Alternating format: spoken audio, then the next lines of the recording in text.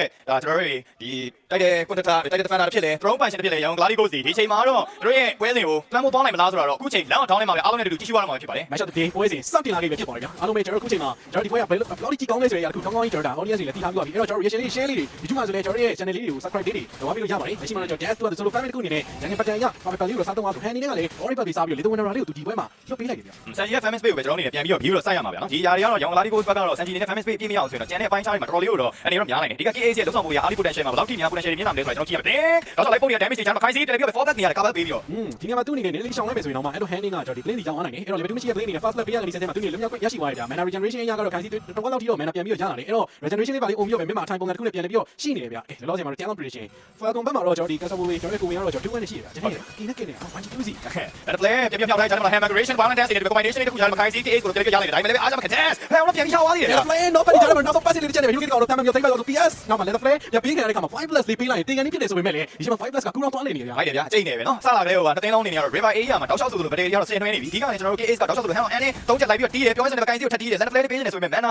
အတိုင်းကာလေးကိုတော့သူ့အနေနဲ့ပြန်ပြီးချိန်ကြီးလိုက်သေးတယ် flicker လေးတော့ပြီးလိုက်ရတက်တိုင်းလည်းဖြစ်နေကြအောင်ဒီပြန်ဆောက်ပါရအောင် you ကိုလည်းကိုရပါဘူးအဲ့တော့သူ့ရဲ့ vocal jazz point တောက်ပြီး data တွေနောက်ရှိရဗျာ real medication ပေးလိုက်ကြမှာ all dance တွေပဲ ready public တူလာနေတယ်ဟန်တောင်းတယ်တက်တယ်တော့ jazz တွေဖိုင်ဆိုင်ဝိုင်းကလည်း play တက်ပြီးတော့နောက်လုံးတွေတူလာနေတာကူ jazz လောက်တော့ရရှိနေတော့တော့ခိုင်းသေးတဲ့ကောင်ပါရလည်းပြောပဲပေးလိုက်ရတဲ့ molly shot ကနေဒီတော့ double game ပဲ new go hero game နှစ်ကောင်နဲ့တူတက်တယ် falcon တိတ်ပိုက်ဝါgame ပဲဖြစ်ပေါ်တယ်ဟုတ်လူတွေရဲ့စပြားမှာပျောက်ကွယ်နေတဲ့ chain falcon esport နေနေရတော့နော်ဒီ MSS season 3မှာတို့အနေနဲ့ Loki နေတိုင်းပဲနေခဲ့တယ်အဆင့်3နေရာနေပြီးဒီချိန်မှာရန်ကုန် Gladi Ghost ပဲအကြီးမားဆုံးအဟန်တာတစ်ခုဖြစ်အောင်လို့စတင်ပြီးဖန်တီးနေပြီမေးထားလို့မရလား Yuko က one step ပြီးသွားပြီ2-0-1နဲ့တော်တော်လေးကိုမြန်တဲ့ပမာဏတစ်ခုပဲဗျာဒီချိန်မှာ IDF ရက3မိနစ်ပဲရှိသေးတယ်ဒီလိုမျိုး first side နဲ့ပြီးသွားပြီဆိုတဲ့အခါမှာဒီ top ဘိန်းမှာရှိနေခဲ့တဲ့ face to face match တစ်ခုကလည်းတွင်မှာမဟုတ် audio prediction 50-50 timing ထားတာတော့အောင်းမရတယ်ဗျာ sorry ဒီအပေါ်မှာတော့ Yuko ရင်တော့ဆက်သူထိခိုက်ပြဆုံးမှုရရှိနေတယ် Star Hall တွေတောက်လျှောက်ကြားထဲမှာရှိတယ် absorb လုပ်နေတယ် Yuko pressure တော့တောက်လျှောက်လိုက်ပေးထားတာဗျာ Yuko နေနဲ့တော်တော်လေးကို Giro စိုက်နေတယ်ဒီပတင်မှာတော့ဒီလိုမျိုးနှစ်သင်းထိခိုက်ပြဆုံးနေ Giant နဲ့ထိခိုက်ပြဆုံးနေအပွဲမှာတော့ချစ်လန်းနိုင်ကဂရေတန်းတန်နေဗျာ Yuko ရတကောင်လောက်ပဲပြစ်တယ်တာတီတချိန်ရထားတဲ့အတွက်ကြောင့် Falcon က 1.3k လောက်ဒီတာနိုင်ဆိုပေမဲ့လည်းနောက်ပိုင်းတစ်ပိုင်းခြားတွေမှာတစ်ဖက်ကနေပြောတော့မယ် Sanji damage output တစ်ခုတော့သူတို့နေပြန်ပြီးကြည့်ရှုရမယ်ဗျာဒါကိုလည်း CP နေနဲ့နှိမ်ထားရတာတခုကျွန်တော်နေမြင်တွေ့ရတယ်ဗျာ Dance ကတော့ Hannah Strike ပြီးသွားပြီဒီချိန်မှာ Dance နေနဲ့ကိုလေးကိုနည်းနည်းပါးပါးပြန်ပြီးတော့ကြည့်ဖို့တော့လိုလိုက်ဗျာလာနေပြီနော်ဆိုတော့ဒါလေးကကျွန်တော်မြင်တွေ့ရမလားပေါ့လေအမှန်တမ်းပြောရရင် goaling matches က Hugh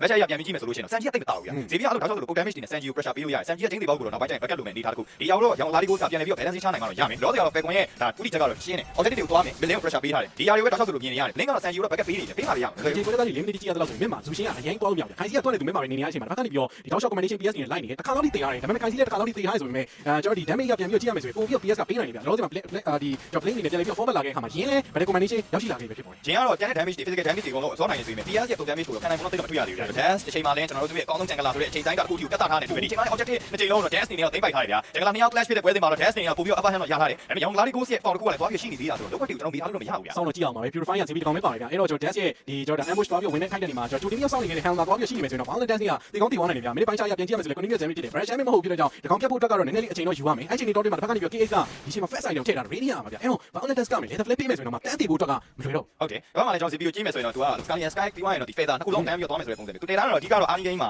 Crew Dash လေးကိုတောက်လျှောက်ဆိုလို့ခုန်ကျင်နေဆိုတဲ့အတွက်ကြောင့် Cooldown reduction မျိုးကိုပို့ပြီး focus ထားတယ်ပေါ့လေအဲ့ဒီချိန်မှာ Sanji နေနေတော့ तू လင်းကိုတော့ဒီဘယ်လိုပြောမလဲဖေးချောင်းသွားခဲ့ပြီဗျာ तू နဲ့ fan မရလည်းရမ်းစင်မပြေဘူး heavy က poke damage က तू တက်စားမယ်ဆိုပို့ပြီးတော့ညာပြောင်းနေတဲ့အနေထားတစ်ခုမှာ तू က fan ပြီးတော့ဂျင်းနေပါကိုလိုတယ်ခုနကလည်းကျွန်တော်ကြည့်လိုက်တာ Cruising Sky တစ်ခုပဲထွက်သေးတယ်ဗျာ Sanji ရှိမှာနောက်တစ်စက္ကန့်နေတော့သွားနေတုံးလေးပေါ့ဗျာပေါ်မှာတော့ပြန်ပြီးတော့ open scope ကိုလည်းလည်းပေးဖို့ new go ကျွန်တော်ရှိရပြန်ပြီးတက်ထားနေတယ်ဒါပေမဲ့တော့ aircon ချက်တင်လိုက်တဲ့တစ်ခုမှာတော့3ယောက်ပေါင်း damage တစ်ခုတော့ Yuko နေနဲ့မခံစားနိုင်ဘူးအဲ့တော့ UT ပေးလိုက်ရတယ်ဒီ top ဘိန်းမှာ upper hand တစ်ခုတော့ YG ပြန်ပြီးရရှိသွားပြီမြန်မာ3ယောက်တော့ဒီသွားပြီးရှိနေသေးတယ်ဗျာ Sanji က online မှာပြန်ရောက်သွားပြီ तू ကတော့ fan နေတာဗျာဒီက तू အတွက် fan base ပြန်ဂျင်းနေပါကိုလိုတယ်ခုနကလည်းကျွန်တော် Yuko ကြည့်ဖို့လိုရတဲ့အမှန်ပဲ YG နဲ့ decision making လေးတွေချမှတ်လာတယ်တော်တော်လေးအဆင်ပြေနေပြီ QK44 နဲ့ Falcon တွေ level cap 1.4k လောက်ထိကိုအခုချိန်မှာလက်ဝဲပိုင်ဆိုင်ထားလို့မယ်ဒါပေမဲ့ဒီ network cap တွေဘယ်ရမှာမဆိုဘယ်ချိန်မှာမဆိုဘယ်လေးတစ်ပေါင်းနဲ့တော့အများကြီးပြောင်းလဲသွားနိုင်တယ်ဗျာဟုတ်တယ်နော်ကျွန်တော်ဒီ Sanji fan base page နေရတူလေ plane ကဘေးနားနေလိုက်ပြီးတော့ကြည့်ပေးနေရတယ်ဒါက Sanji တော့ကောင်းတယ်ဆိုလည်း team fight တော့ကသူဒီနောက်ကျနိုင်တယ်သူရဲ့ nature ကတစ်ဖက်က vision တွေလိုက်ပြီးတော့ဖော်ပေးရမှာတော့ vision မတွေ့ရဘူးအဲ့တော့ Falcon က3ယောက်လောက်ဒီ order လာ information ရင်းနေတဲ့ case ကိုတော့တွေ့သွားပြီအဲ့တော့ပြန်ပြီးတော့ forward data တွေတော့ဆက်လက်ပြီးတော့ Falcon ဘက်ကပဲကြည့်ရှုထားသေးတယ် Yuko ကလည်း retribution ပတ်ဖို့တဲ့ jungle အနားမှာရှိရဆိုပေမဲ့တစ်ဖက်ကပို့ပြီး Falcon ဘက်ကရရှိထားတဲ့ position ကပိုကောင်းနေဗျာ City Found လေးတစ်ခုနဲ့တော်တော်လေး view side နေတဲ့ change voice ကတော့ဘောကြစီရတဲ့ပွဲကတော့ကျွန်တော်တို့တွေ့ရှိရတယ်ခိုင်းစီ level play တွေကြာတော့ KA နောက်မှာ Yuko combination နဲ့တွေ့တဲ့လေးကိုအပြေးပြီးတော့ရင်သုံးထည့်ထားပြီးသေးတယ်ဗျာဟိုမှာရင်းခိုင်းတိုင်းကြောင်းနေကြအောင် dance combination တစ်ခုမှာပါဝါ Yuko ဒါပေမဲ့ ESP လေးနိုင်ကြားမှာဟန်တကောင်ပြပေးလိုက်ရသေးတယ်ဗျာမကျန်တော့ဘူးဒါပေမဲ့ဒီတာတွေကတတ်မှတ်ပြီး Falcon နေနဲ့ပိုင်ဆိုင်သွားတော့ဖြစ်တဲ့ကြောင့်ပဲ level 2k နီးပါးလောက်ရှိကို Falcon ဒီတတ်တာတွေမှာတတ်မှတ်ပြီးပိုင်ဆိုင်သွားခဲ့ပါပြီဗျာကျန်လာနှစ်ယောက်တဲ့ဆိုတဲ့ပွဲစဉ်မှာတော့ Dance ဒီချိန်မှာတော့တာတဲ့ objective 3ခါလောက် skewer လောက်ထားနေတူပဲဖက်ကနေပြီး public pass လေးကိုပါတော့ရောက်ပြီးတော့စသုံးနေနေပြီဗျာဟဲ့ famous space တွေတဖြည်းဖြည်းနဲ့တော့နေပါလာမယ်ဒီထားမှာတော့ရှိရ YG အတွက်ဒီချိန်မှာရေးကြည့်တော့တစ်ခုပဲ make objective ပဲဗျာ make objective ပေးလိုက်ရမယ်ဆိုရင်တော့သူတို့ back control ချိန်နေပါဘူးလက်လောက်ကတော့ melee hero တွေထဲမှာ HP များတဲ့ hero တွေ defensive များတဲ့ hero တွေကိုတစ်ဖက်က Zushin ကကောင်းကောင်း control လုပ်ရရင်ဆိုရင်ဒီချိန်မှာက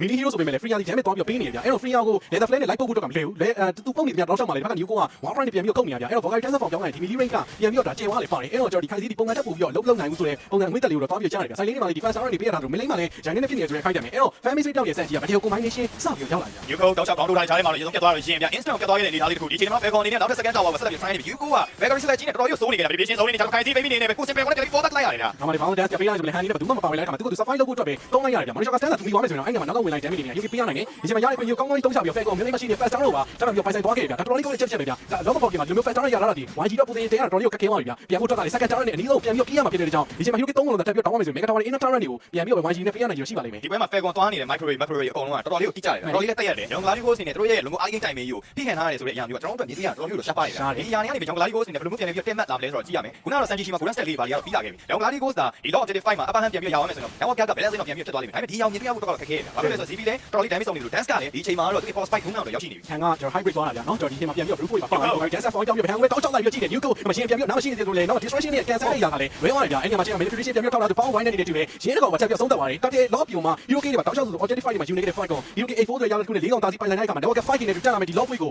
1G တက်ပြီးတော့ define ရပါအောင်မယ် base time နဲ့ strategy ကတော်တော် fine နေပြီဗျာ objective fight တွေထဲမှာ Yuko ကတောင်းပိုင်းကြီးဖြန့်ချက်ပြီးတော့တောက်ချောက်သူတို့ခံပြီးပြီးကျွန်တော်ပိုင်းသူသိချင်တော့သူခံမဲ့သိချင်တယ်ဆိုတဲ့ပုံစံမျိုးလို့တွေ့ရတယ်ဟမ် objective တော့လုံးဝကတ်လို့မရဘူးဗျာရှင်းအောင်မပြောနဲ့လူမျိုးနေသားတစ်ခု YG တွေနဲ့ရင်ဆိုင်နေရတယ်ဘယ်လိုမျိုးတုံ့ပြန်မလဲဘေးကုန်းကကျွန်တော်ကောင်းနေမှာအများကြီးပြင်းနေနေဗျာ PS ရဲ့ program base တွေကြားမှာခိုင်စီးနေနဲ့ရှင်းတက်ပြီးတော့ flag ဖို့အတွက်ခက်ခဲနေတဲ့ movement တွေရတယ်ကျွန်တော်တို့ရဝါထွင်မြင်တွေ့နေရတယ်ဒီကြားထဲမှာ high ground defense တစ်ခုလို့ညောင် Gladiator နေနဲ့ပုံပေါ်မှာတော့ရတော့မယ် Sanji အနေနဲ့ဒီမိုဟန်တာပြီးလာခဲ့ပြီဒီ strategy 3ချောင်းစတင်ပြီးမြင်တွေ့ရတော့မယ် Sanji ရဲ့ combination လေးများမြင်တွေ့ရမလား ဒါပေမဲ့မတက်လိုက်ဆိုတော့မင်းရဲ့ weight ကိုတော့ holy shit ပေးလိုက်ပြီးတော့ဖြည့်ရှင်းလိုက်တယ်အောက်မှာလည်းတော့တက်လာပြီသူရဲ့သုံးဖို့တော့မကျန်တော့တယ်စံကြီးပြအားနေတူပဲဒီကောင်တော့ပြန်ပြီးဖြည့်ရှင်းပြီးသွားပြီဒါပေမဲ့နောက် second time တက်လာခဲ့တဲ့ super media weight ကိုဖြည့်ရှင်းဖို့တော့ spare မကျန်တော့ဘူးဒီပြေးဝင်လာတယ် meditation ကတော့ထောက်ပြီးသားသေးတယ်အဓိကတော့ online မှာရှိနေတဲ့ Mega Tower ယူခြင်းလောက်ပဲကုန်ဒီုံမြင်ဒီချောင်းတွင်သွားလာဗျာ UK48 နဲ့တကယ်ကိုကျွန်တော် Titanium clash ဖြစ်နေတဲ့ပွဲစဉ်မှာဆိုရင်တော့ဗျာ Falcon ဒီချိန်မှာတော့တို့တစ်ချိန်တစ်ခါတော့ဘယ်လိုနေထားရှိခဲ့တယ် Ancient State ကိုဘယ်လိုမျိုးကြောက်သွားခဲ့တယ်ဆိုတဲ့ရေရှင်းတွေအကုန်လုံးတော့စတင်ပြီးထုတ်ပြနေဗျာဘယ်လိုမျိုးတင်းထိတဲ့တွေ့ဆုံတဲ့ပွဲစဉ်မှာတော့ကျွန်တော်တို့အနေနဲ့ဒီအနေမြင့်တက်ကြတွေ dramatic အချိုးခွေးတွေကတော့မျှော်လင့်ထားရမှာပဲနောက်ထပ် long objective ပေါ်ဖို့တော့ second 60လောက်ကတော့လိုနေသေးတယ် Falcon တင်းအနေနဲ့ကတော့ဒီချိန်တွင်းမှာဘယ်အရာတွေများဆက်လက်ပြီးဖန်တီးလဲဆိုတော့ကြည့်ရမယ်ဟဲ့ Dragon Speed တွေကတော့နေရာလွတ်ကိုမချန်ထားခဲ့ဘူးဗျာ နှစ်ချောင်းလို့သေးတယ်စံကြီးကလုံးဝ item base ပြရမယ်လိုအပ်ချက်သွားပြီးရှိနေတယ်ဆိုတဲ့အခါမှာသူ့ရဲ့ damage output ကဗတ်တယ်မှာအများကြီးပေးနိုင်မှာမဟုတ်သေးဘူးအဓိကတော့ penetration ဗျာ from line မှာရှိနေဒီ case ကိုဖျက်ဆီးဖို့ Yuko ရဲ့ tweet တွေကိုဖျက်ဆီးဖို့အတွက် Facebook ကိုပြန်ပြီးတော့ရရတယ် dance ကလည်း monitor ကအုံပြီးတော့လာပြီးတော့ဖျက်ချောက်တာဖြစ်တဲ့ကြောင့်ဒီတော့နောက်နည်းနည်းလေးတိုးလာတာနဲ့ချမယ်ဆိုတဲ့ပုံစံဗျာ Falcon ကလုံးဝ show class တွေလုံးနေတာ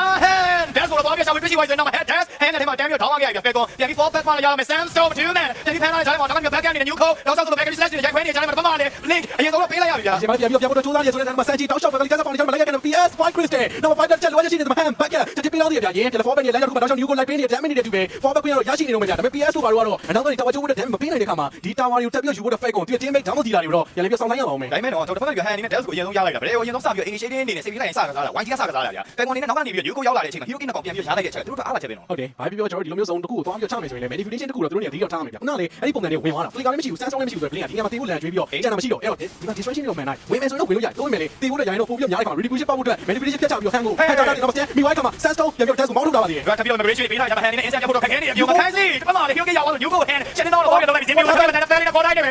Gladiator ဒီချိန်မှာ Patel 10 round လောက်လိုက်ပြီဗျာ MSC season 2ရဲ့ champion ငါတို့ဒီ champion တိုင်းတဲ့ defender ဆိုတဲ့ပုံစံမျိုးဒီဘက်မှာပြန်ပြီးတော့ပြတ်သွားပါတဲ့ခါမှာ UK 3လောက်တီကိုရရှိသွားခဲ့တယ် Million first down လောက်ပါယူလာသွားခဲ့တော့စံချပြအားရတူပဲနောက်တဲ့ second down နဲ့ inner tower မှာတက်ပြီးတော့ Mega Tower တက်ပြီး try မှာ strategy ချိန်ရောက်လာနေတာကမှတော့ SMG တော့ဆိုလက်တွေပြောင်းဖြစ်ခွဲနေပြီ KH တက်ပြီး dance ကနေကနေတော့ immigration နဲ့ KH sit down dance ပြန်ပြီး fan နေကြမှာ no more creep wave နဲ့တူပဲ Falcon ဒီ game တော့တောင်းထားနိုင်ပါသေးတယ်ဗျာ တောင်းလုံးပြန်ပြီးတော့ Mega Tower တော့ 1G ရရှိသွားခဲ့တယ်ဗျာဒါပေမဲ့ Million Mega Tower ဖြစ်နေတယ်အရင်တော့ impact တော့မကြည့်ဘူးဆိုင်လေးမှာတက်နေတဲ့ 3 pressure တခုပြန်ပြီးတော့ Falcon နေနဲ့ဒါဖြစ်ချင်းမှုတော့လိုအပ်လာပြီဗျာလက်ရှိမှာ 1G တို့ bounce back လောက်သွားတဲ့အရာအဲ့ဒါ base မှာတော့ပြန်ပြီးတော့ network တွေပြန်ထောင်လာခဲ့ပြီဗျာ SMG က 1K ကျော်လောက်တော့ပြန်ပြီးတော့ CP တက်ကိုတောင်းသွားပြီနော်တောက်ချောက်ဆိုလို့လောင်းတောင်းထဲမှာပိုတမကြိုင်နေတမရွှေတွေအကုန်လုံးလိုက်ကောင်းနေတယ်ပဲ SMG ရဲ့ fan space ဒီချိန်မှာ full item ဖြစ်လို့နီးစက်ဖြစ်နေပြီ Rose Gold တော်လေးတာပြီးသွားခဲ့မယ်ဆိုရင်တော့သူ့ရဲ့ combination တွေကကျွန်တော်လက်ဝါးတွေမြင်ရတော့မှာဗျာအခုတော့မှသူ့ရဲ့ penetration တွေကိုတစ်ဖက်ကနေပြီး Falcon အနေနဲ့ပြန်ပြီးရေးဆိုင်ဖို့တော့ခက်ခဲနေတယ်ဒါပေမဲ့ long objective ဒီ second long objective ဗျ Falcon မှာလည်းဒီ long objective ကို defend လုပ်ဖို့အတွက်ကတော့ဒီ damage တွေကောင်းကောင်းရှိနေပါသေးတယ် ဒီတစ်ခုပဲကြာပြီဗျာ network ကကွာမှာကိုနေမယ်ကျန်တဲ့လူတွေအများကြီးကျန်နေတယ်အဲ့တော့ Yuko ဝင်ရဖို့လည်းရတယ်ပြီးတော့ defense တစ်ခုလည်းပြန်ပြီးတော့မြင်တွေ့ရနိုင်ချေရှိတယ်ဈေးဘက်ကလည်းအဲ့ဒါ base မှာတော်တော်လေးများနေကြအဲ့တော့ကျွန်တော်ဒီနေရာမှာအချက်တစ်ချက်ကတော့ဒီ lock elbow တစ်ခုဒီအရာမှာ3ယောက်လောက်ဒီပါပါတယ်ဒါပြောမှာ desk က distraction man ဖြစ်တဲ့ vision မြင်လာတယ်ဒါပြော lawyer ချက်နဲ့တူပဲသူရဲ့3ခုတစ်ပုံပဲကျန်တယ်အဲ့ဒါကို blink ကသွားပြီး control လိုက်တဲ့ခါမှာဒီ lawyer အဝေးဆုံးရောက်သွားပြီးတော့ဒါကိုကောင်းကောင်းကြီးကျွန်တော်